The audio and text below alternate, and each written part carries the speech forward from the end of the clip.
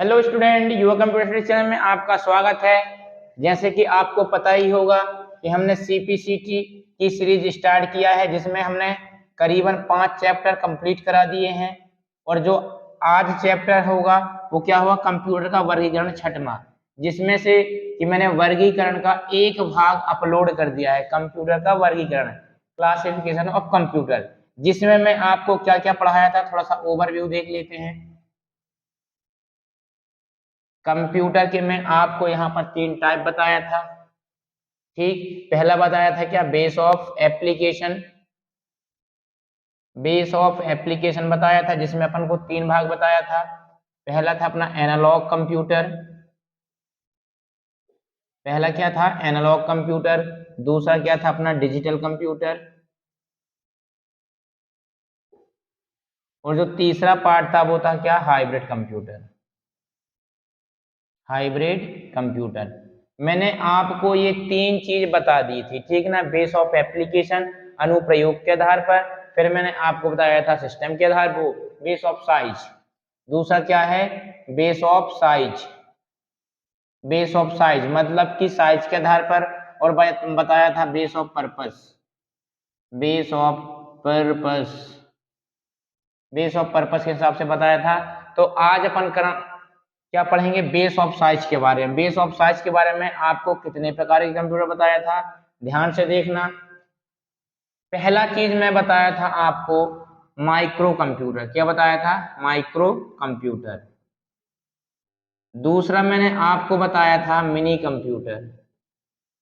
Mini computer. और इसके बाद जो तीसरी चीज बताया था वो बताया था मैं आपको mainframe. Mainframe computer और workstation. Workstation computer, और एक और बताया था सुपर कंप्यूटर। तो आज अपन इन 5 कंप्यूटर के बारे में यूनिक डेफिनेशन के साथ यूनिक कॉन्सेप्ट क्लियर करेंगे। फिर अपन चलेंगे बेस ऑफ पर्पज के हिसाब से, ठीक है ना।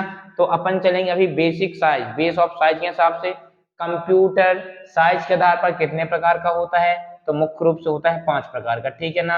अब इन पांचों की तुलना में आपको करके दिखाता हूं, थोड़ा सा ध्यान से देखना।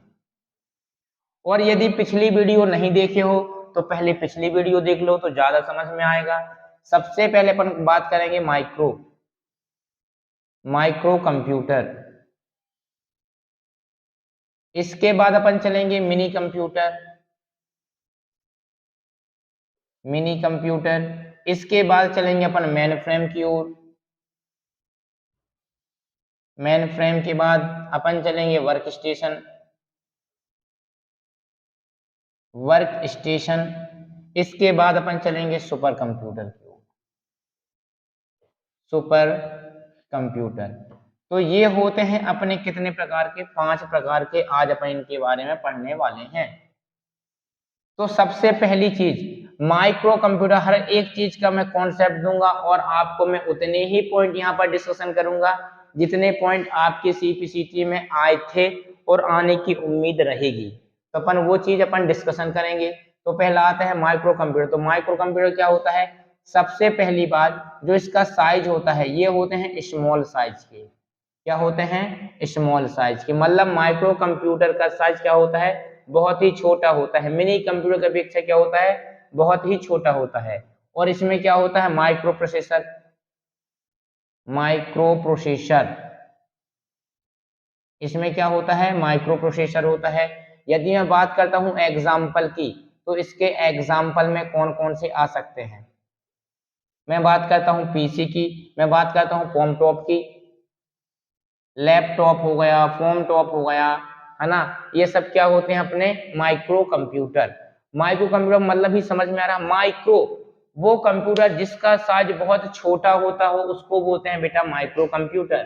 अब बोलोगे सर यदि इसकी डेफिनेशन यूनिक मिल जाए तो बात अपनी बन जाएगी, तो बात बनाऊंगा, ध्यान से देखना।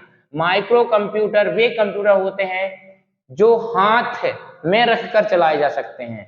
जैसे अपने बात करते हैं स्मार्टफोन की, है ना, स्मार्टफोन की। स्मार्टफोन को भी अपन हाथ में रखकर चलाए जा सकते हैं, ठीक है ना।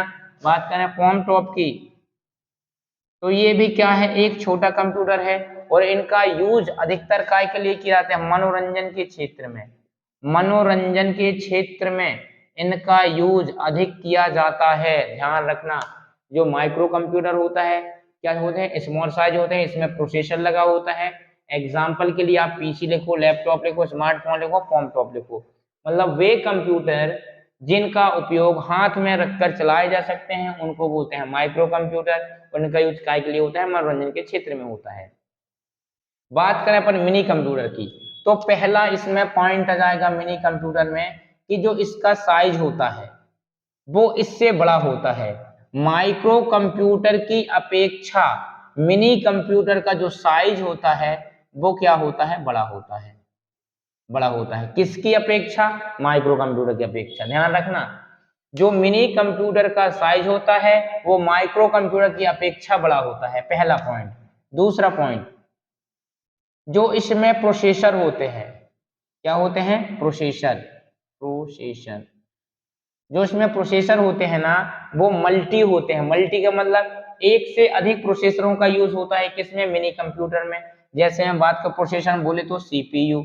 सीपीयू का फुल फॉर्म क्या होता है बेटा, सेंट्रल प्रोसेसिंग यूनिट, जो कि सीपीसीटी में पूछा गया है। तो आप बहुत अच्छे देखना, यूनिक डेफिनेशन दूंगा, यूनिक कॉन्सेप्ट दूंगा। आपको बेमतलब की चीजें बिल्कुल भी नहीं पढ़ना है। जो पूछे जाते हैं और जो पूछे जाने की उम्मीद है आपको केवल वही चीज में पढ़ाऊंगा, इसके अलावा कोई भी चीज अदरवाइज नहीं पढ़ाऊंगा। तो आप थोड़ा सा देखते चलना, ठीक ना। अब बोलोगे यहाँ पर जो प्रोसेसर होते हैं वो मल्टी प्रोसेसर होते हैं। मल्टी प्रोसेसर का मतलब क्या होता है कि जिसमें एक से ज्यादा सीपीयू हो उसको बोलते हैं मल्टी प्रोसेसर।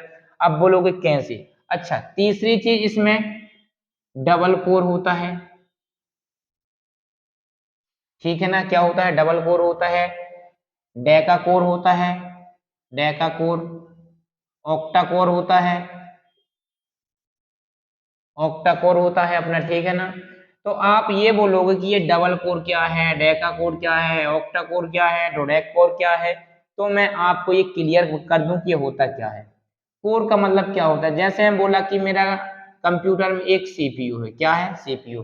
कंप्यूटर होगा आपके पास तो प्रोसेसर 100% होगा ही होगा, और उसी प्रोसेसर को क्या बोला जाता है बेटा, सीपीयू बोला जाता है, ठीक है ना। तो सीपीयू क्या होता है अपना, जिस सीपीयू, जैसे ये बोला ये सीपीयू है, यदि मैं इस सीपीयू के दो टुकड़े करता हूं, क्या करता हूं, दो टुकड़े करता हूं, तो ये दो टुकड़े किया तो इसके कितने भाग बन गए, दो बन गए। एक ये बन गया और एक ये बन गया, तो दो ये भाग बनते हैं ना, ये भाग, इन भाग को बोला जाता है कोर। एक कोर ये है और एक कोर ये है, तो ये कितने कोर हो गए, दो कोर हो गए। तो दो कोर को बेटा बोला जाता है डबल कोर। क्या बोला जाता है, डबल कोर बोला जाता है। यदि मैं इसके चार भाग बनाता हूं तो क्या बोला जाएगा, डेका कोर। क्या बोला जाएगा, डेका कोर बना बोला जाएगा। यदि मैं इसके 8 भाग बनाता हूं तो क्या बोला जाएगा, ऑक्टा कोर बोला जाएगा। अब ये बताओ कि ऐसे भाग बनते जाएंगे तो नाम कितने के नाम रखेंगे अपन, और जो 8 सीपीयू, जिस सीपीयू के 8 से ज्यादा भाग हो जाते हैं तो फिर उसको बोला जाता है मल्टी कोर। क्या बोला जाता है बेटा, मल्टी कोर बोला जाता है। अब बोलोगे सर कि इस सीपीयू के दो टुकड़े बनाने की जरूरत क्या थी, एक कोर ये है एक कोर ये है। तो अपन कंप्यूटर में मल्टी टास्किंग करते हैं कि अपन एमएस वर्ड अलग खोले हैं, ससुरा अपन वीडियो चलाएंगे वो अलग चलेगा, गाने भी चलाते हैं, अब बोलेंगे फोटो भी खिंच जाए। तो देखो एक कंप्यूटर है लेकिन काम अपने बहुत सारे हो रहे हैं। जब काम बहुत सारे हो रहे हैं तो एक कोर को जवाबदारी होगी आप एमएस वर्ड चलाइए, दूसरा कोर क्या करेगा, वीडियो चलाएगा, तीसरा म्यूजिक चलाएगा, चौथा जो भी अदर काम हो वो करेगा।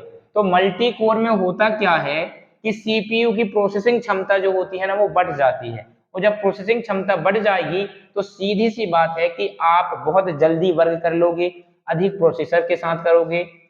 तो ये होता है अपना कोर। कोर का मतलब समझ में आ गया क्या होता है, कि किसी भी सीपीयू के जब दो टुकड़े कर दिए जाते हैं तो इन टुकड़ों को कोर बोला जाता है, और जितने टुकड़े कर दिए जाते हैं उनका नाम रहता है। जैसे एक दो, यहाँ पर दो टुकड़े हैं तो उसको क्या बोलेंगे बेटा, डबल कोर बोलेंगे। क्या बोलेंगे, डबल कोर बोलेंगे, सिंपल बात है। और यदि मैं यहीं पर इसके 8 करता हूं तो उसको बोलते हैं ऑक्टा कोर। क्या बोलेंगे, ऑक्टा कोर बोलेंगे। और इससे ज्यादा करता हूं तो उसको बोलेंगे मल्टी कोर। क्या बोलेंगे उसको, मल्टी कोर बोलेंगे।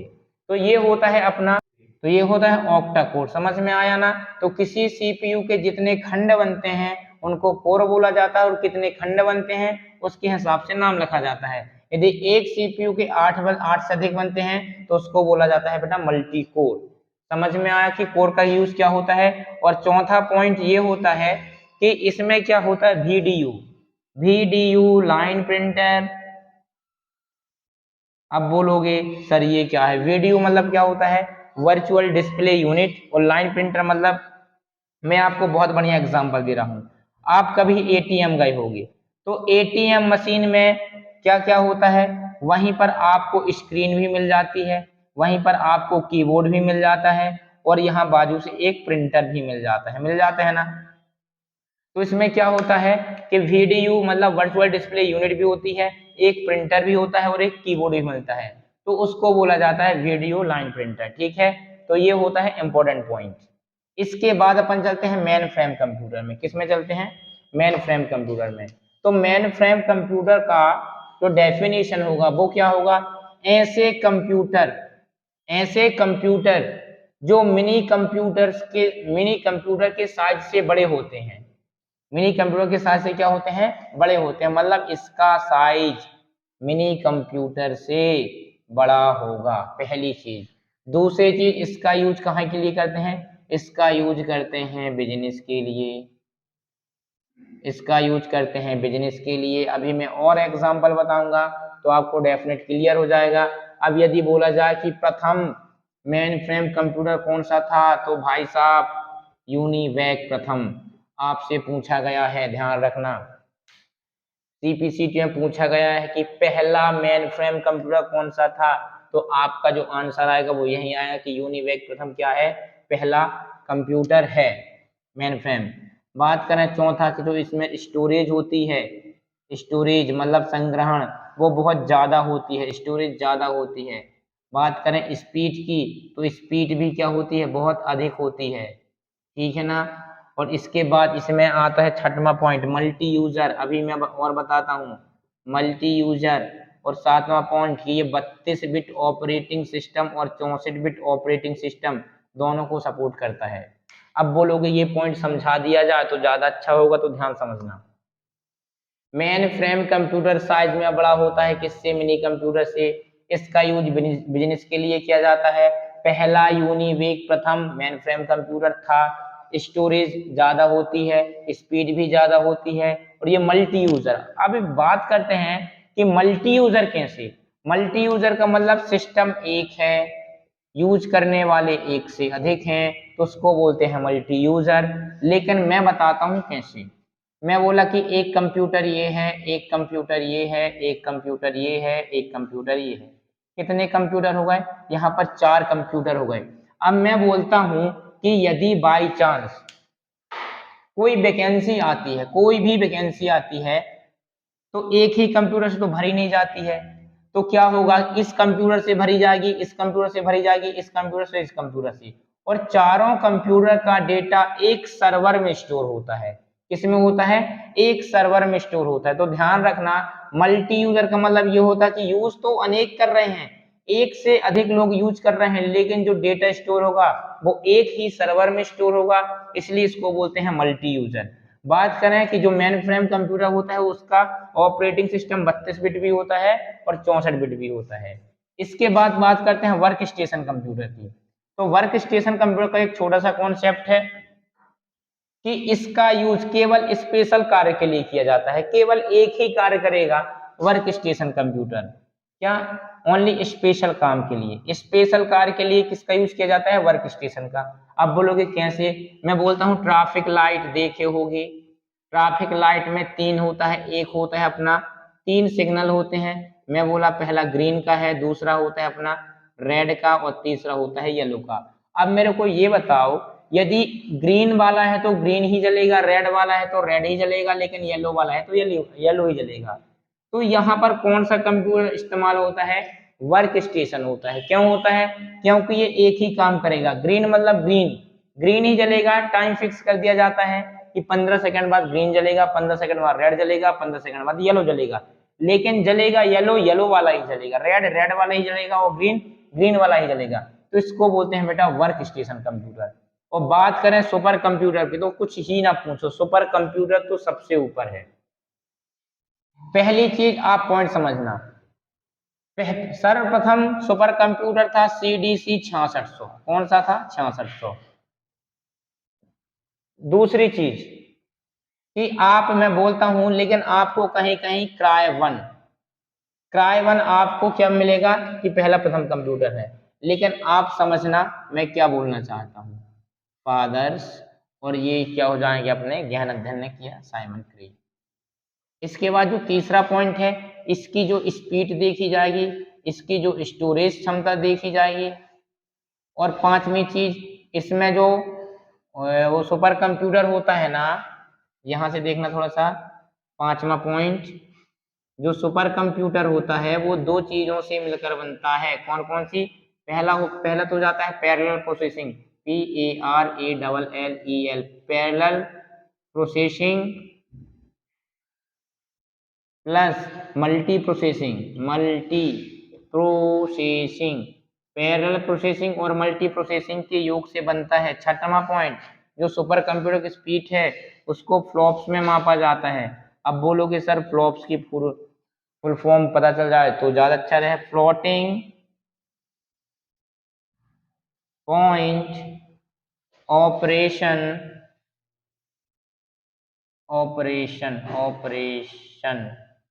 पर सेकेंड, क्या होगा? पर सेकेंड। अब देखना थोड़ा सा सुपर कंप्यूटर के बारे में।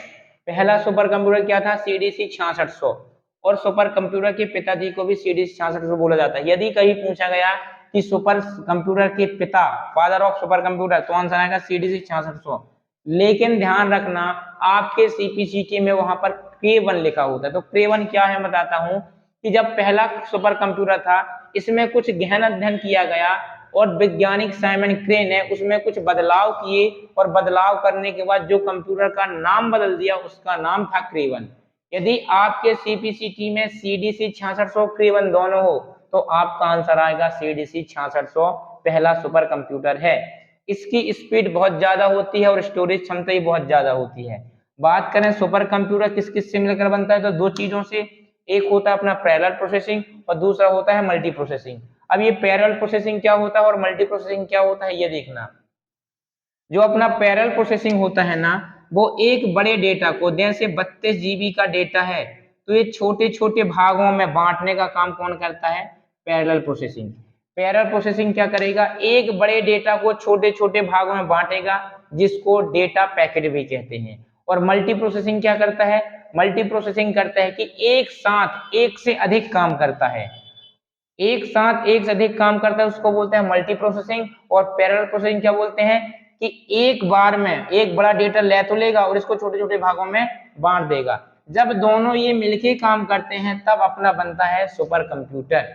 और बात करते हैं सुपर कंप्यूटर किस स्पीड किस में मापी जाती है, मोस्ट इंपॉर्टेंट, तो आंसर आएगा फ्लॉप्स।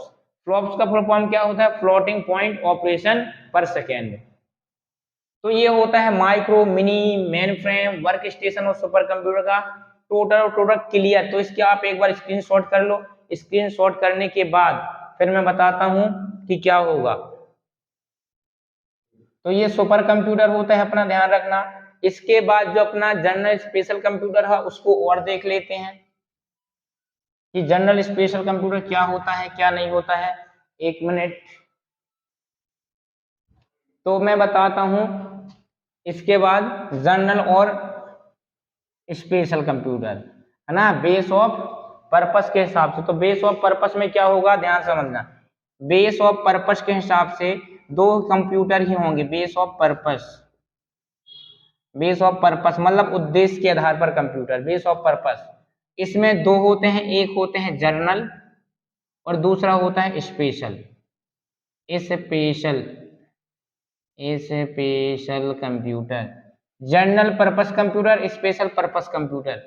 जनरल का मतलब होता है वे कंप्यूटर जो सभी लोग यूज करते हैं उसको बोला जाता है जनरल। और स्पेशल कंप्यूटर वो होते हैं जो कोई कोई यूज करते हैं, जैसे हुआ है साइंटिस्ट हो गए, है ना, वैज्ञानिक बड़े बड़े हो गए, उनको यूज करते हैं special computer. Special purpose computer, ये केवल किसी उद्देश्य के हिसाब से किए जाते हैं और इनका यूज सब लोग कर सकते हैं, ठीक है ना। तो ये होते हैं अपने दो प्रकार के। इस प्रकार मैं कंप्यूटर का वर्गीकरण खत्म किया। इसके बाद भी मैं एक लेक्चर लेके आऊंगा जिसमें आपको ये बताऊंगा कि पहला मेन फ्रेम कंप्यूटर कौन सा था, पहला मिनी कौन सा था, पहला माइक्रो कौन सा था। तो उसमें कुछ वो 20 से 25 मिनट की वीडियो रहेगी, उसमें और कुछ इंपॉर्टेंट पॉइंट को ऐड कर दूंगा। और ध्यान से सुनना, जो टैली का मेरा वीडियो है वो टैली का आज एक प्रैक्टिकल भी ऐड हो जाएगा और एक थ्योरिकल भी ऐड हो जाएगा। तो टैली का वीडियो भी आप मिस नहीं करना, टैली के साथ सीपीसीटी भी अपन को कंटिन्यू रखना है। तो वीडियो को लाइक करें, सब्सक्राइब करें और शेयर करें। धन्यवाद।